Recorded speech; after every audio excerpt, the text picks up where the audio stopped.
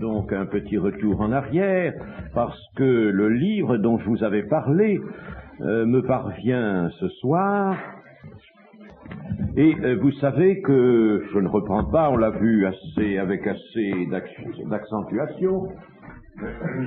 Nous avons vu, n'est-ce pas, qu'il y avait 7 septaines, plus 62 septaines, plus une. Bon, je ne la marque pas. Ce qui fait 69 septaines. 69 septaines, n'est-ce pas, cela donnait 483 ans. Voilà, 483 ans. Alors, telle était la durée qui devait s'écouler, selon le prophète, entre le moment où la parole, c'est-à-dire la parole ou une parole ou un décret, une décision annonçant la reconstruction de Jérusalem devait paraître jusqu'à loin. Plus exactement, n'est-ce pas, je relis le texte du prophète Daniel au chapitre 9 et au verset 25. Sache-le donc et comprends depuis le moment où la parole a annoncé que Jérusalem sera rebâtie jusqu'au Messie, traduction d'Arby, jusqu'au Messie, au conducteur, il y a 7 septaines, pas semaines. Dans 62 septaines, les places et les fossés seront rétablis, mais en des temps fâcheux. Après les 62 septaines, un oint sera retranché et il n'aura pas de successeur. Nous avons vu que le Seigneur est le dernier, le grand souverain sacrificateur, et comme le dit l'Épître aux Hébreux, il est parfait pour l'éternité, il n'y a pas donc lieu qu'il y ait un autre souverain sacrificateur, il n'a pas de successeur. Mais ce qui nous manquait, c'était ce calcul qu'a fait Raymond Chasles dans un livre que j'ai ici. Ne cherchez pas à le trouver en bibliothèque, vous ne le trouverez pas. Raymond Chasles, qui était archiviste, paléographe, sorti de l'école des Chartres. Ce Raymond Chasles était un catholique, d'appartenance catholique. Mais l'étude de l'écriture et les contacts qu'il a eus l'ont bien vite distrait réellement, n'est-ce pas, du catholicisme et l'ont amené à s'isoler entièrement de toute la théologie catholique. Et il a lui-même étudié la Bible avec des auteurs, d'ailleurs, protestants, pour une part, et lui-même, et il est arrivé à de très heureuses conclusions. En tout cas, il a été un de ceux qui a pu, avec, disons, technicité, science, qui a pu étudier vraiment certaines parties de la prophétie biblique. Sa femme, d'ailleurs, aussi, Madeleine Chasles a écrit plusieurs ouvrages qui, elle aussi, bien entendu, étaient d'appartenance catholique, mais des ouvrages qui sentent vraiment la foi évangélique.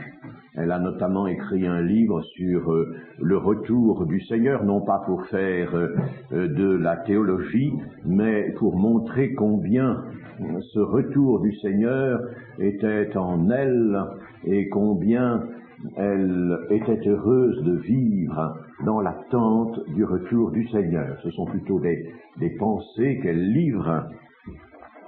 Alors, voici, n'est-ce pas, nous allons donc voir ce que nous dit Raymond Chasles dans cette étude non pas de tout le livre de Daniel, mais cette étude particulièrement des 69 semaines. Les 70 semaines sont divisées, dit-il, en 3 périodes, ça nous l'avons vu, dont les 2 premières viennent d'être indiquées, 7 semaines, et 62 semaines jusqu'à la manifestation du Messie chef ou conducteur ou prince, soit pour les 2 premières périodes 69 semaines. Je dois ajouter que Raymond Chasles avait appris l'hébreu et que par conséquent, n'est-ce pas, il se sert de documents hébreux. Reste une semaine qui sera indiquée au verset 27, qui conduit à l'accomplissement de toutes les promesses concernant Israël et Jérusalem telles qu'elles ont été énoncées au verset 24, c'est-à-dire jusqu'à la fin des temps des nations. Il est tout à fait d'accord avec ce que je vous ai dit, n'est-ce pas, ou plutôt moi je suis d'accord avec ce qu'il a écrit, si vous voulez, à savoir que la 70e semaine est distraite des 69, n'est-ce pas, et il y a un hiatus, une coupure entre les 69 semaines et la 70e. Alors, le point de départ du compte des 70 semaines d'année est très précis. Il s'agit du décret d'Artaxerxès Ier, fils de Xerxès, le vaincu de Salamine, roi des Perses. Ce décret est le seul qui concerne la reconstruction de Jérusalem. Il est daté du mois de Nisan, la 20e année du roi d'Artaxerxès, soit mars-avril, mois de Nisan est à cheval, n'est-ce pas, sur mars-avril 445. Alors, le point de départ, n'est-ce pas, c'est l'année, donc, moins 445. Vous voyez pourquoi je mets moins.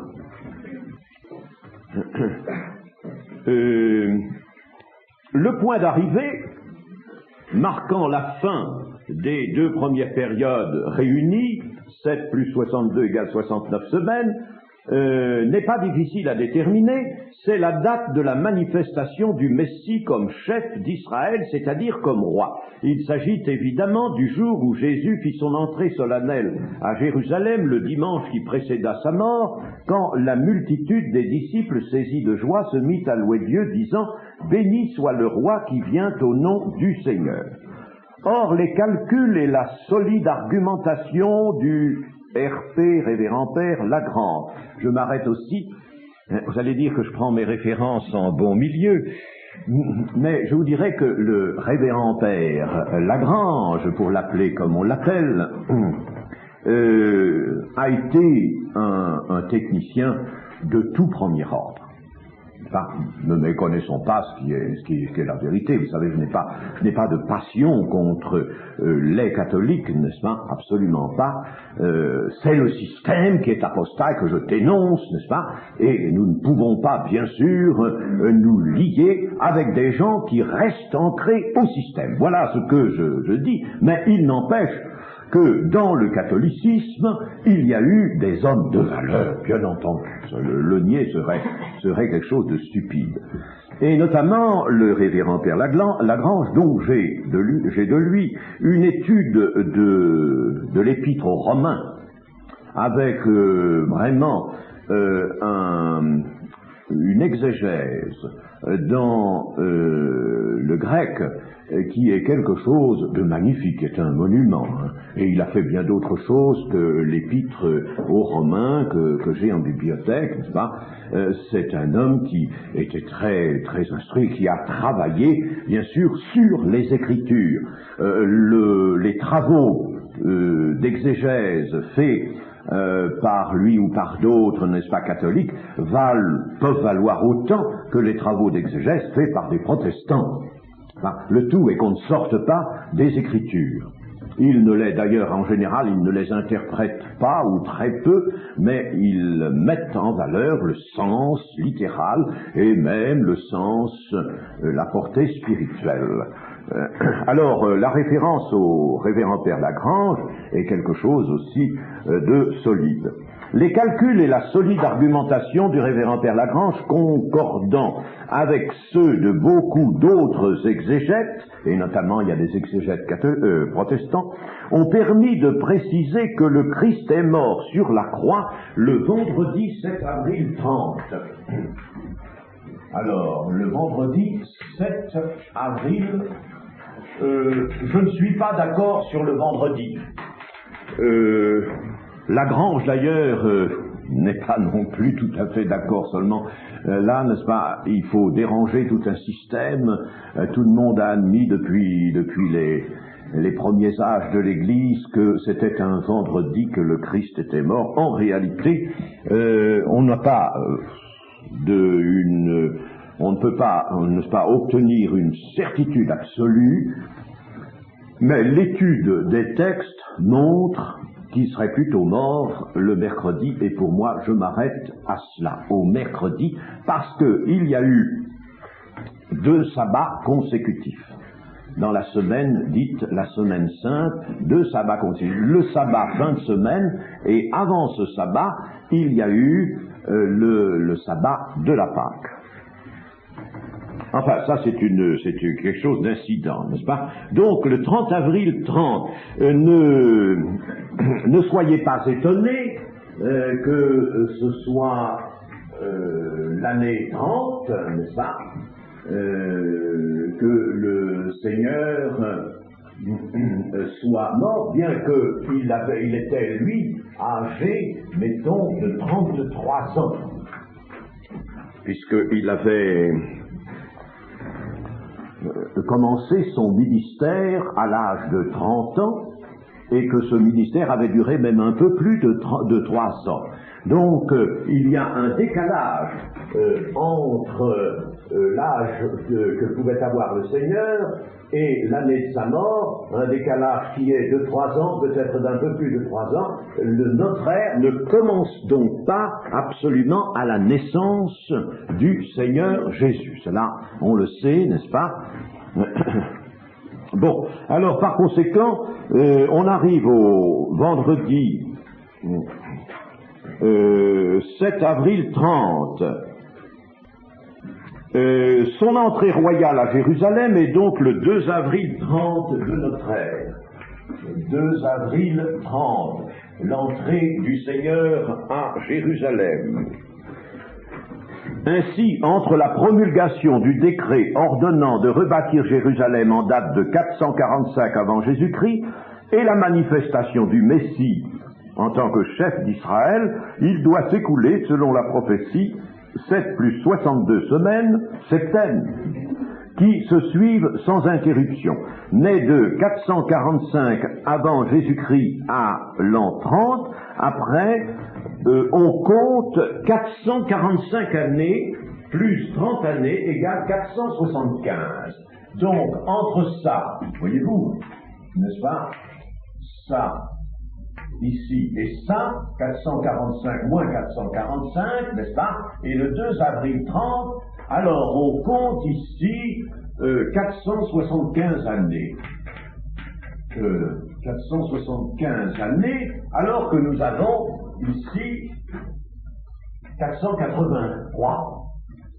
Hein? On arrive à ce résultat, donc, qui n'est pas tout à fait concordant. 475-483. Alors c'est là que Raymond Chasles a poussé ses recherches.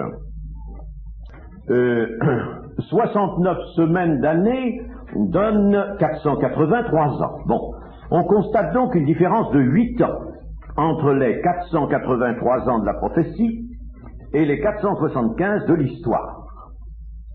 Comment peut-elle s'expliquer? Cette différence provient de ce que nous comptons les années selon le calendrier julien de 365 jours, plus un jour supplémentaire tous les 4 ans, alors qu'il s'agit ici de l'année prophétique de 360 jours, composée de 12 mois de 30 jours chacun. Une telle manière de compter ne doit pas nous surprendre, elle apparaît dès le premier livre de la Bible, dès la Genèse, à propos du déluge, où 5 mois sont comptés pour 150 jours. Et nous la retrouvons dans le dernier livre de la Bible, l'Apocalypse, pour la durée de la grande tribulation, où, comme nous l'avons dit, 42 mois équivalent à 1260 jours. Je n'insiste pas, nous avons vu tout ça, hein, des années. Donc, dans la Bible, le décompte est fait à raison d'années de 360 jours. D'après la révélation faite à Daniel, il devait s'écouler entre le décret d'Artaxerxès et l'entrée du Christ à Jérusalem 69 semaines d'années prophétiques, ou d'années prophétiques de 360 donc, ou 483 années de 360 jours, soit au total 173 880. Alors, au lieu de rester dans les années, nous allons écrire les jours, n'est-ce pas? Alors, 173 880. 880 jours, qui correspond à 483. Hein? Alors, 173 000 jours.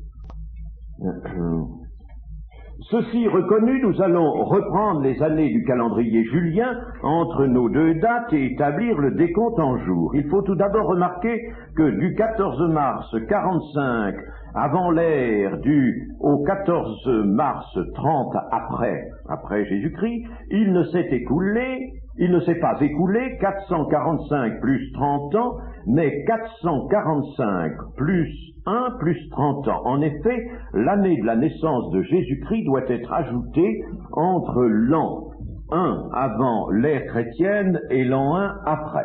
Nous obtenons ainsi 476 années du calendrier julien, dont 476 années de 365 jours, soit un total de 173 740.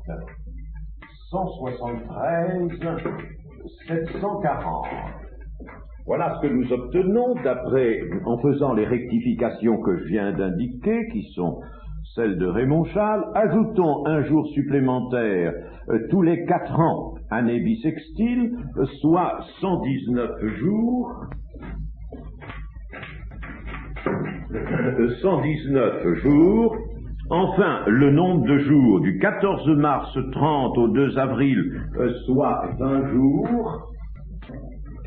Le total général s'élève donc à 173 879. 173 879 jours. Nous sommes pas loin, n'est-ce pas? Nous nous rapprochons. Donc, nous voici parvenus à un jour près au total des 69 semaines d'année, 173 880. Et il arrive à ce résultat, n'est-ce pas? Et vous voyez que, n'est-ce pas, il y a juste un jour de différence. Cette prophétie chronologique est admirable. Nous n'osons pas dire presque trop admirable pour notre raison de gens du XXe siècle, mais nous le pensons un peu, notre foi est si faible. Or voici que l'on a voulu pousser la précision plus loin encore et faire disparaître l'écart de un jour qui subsiste. On a remarqué que les Juifs comptaient chaque jour à partir du coucher du soleil, la veille au soir. Nous pouvons donc en tenir compte et ajouter encore une journée, celle du soir de l'entrée de Jésus à Jérusalem. Nous obtenons donc ainsi, n'est-ce pas, et nous ajoutons nous obtenons le même total, 880, n'est-ce pas, le même total que celui de la prophétie, si nous ajoutons un jour en raison de ce qui vient d'être dit. Nous obtenons donc 173 880 jours, 69 septaines d'années, le temps exact annoncé à Daniel et qui devait s'écouler entre l'édit d'Artaxerxès pour la reconstruction de Jérusalem et la manifestation du roi Messie d'Israël. Une comparaison fera mieux ressortir à nos yeux la valeur de témoignage qu'une telle prophétie apporte à l'inspiration de la Bible.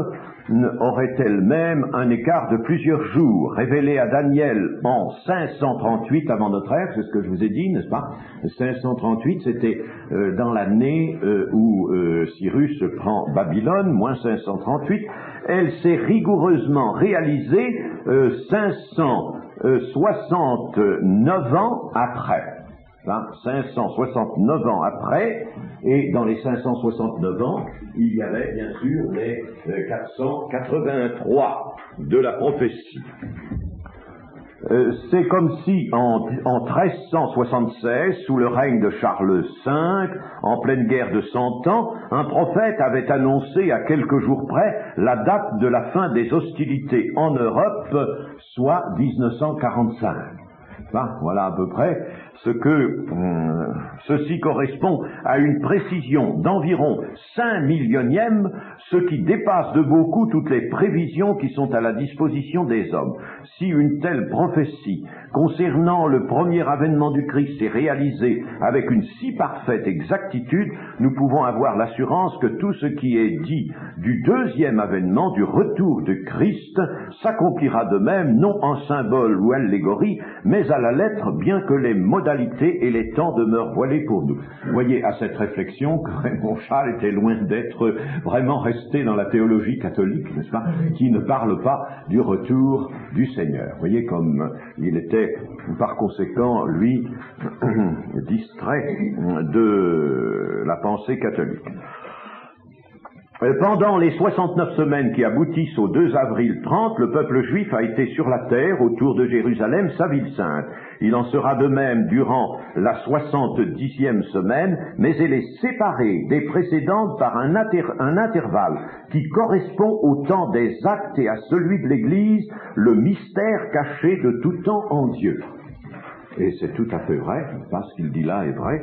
C'est ce que je vous ai dit, je vous ai montré même que dans le texte, n'est-ce pas, on voyait, puisque les dévastations dureront jusqu'au terme de la guerre.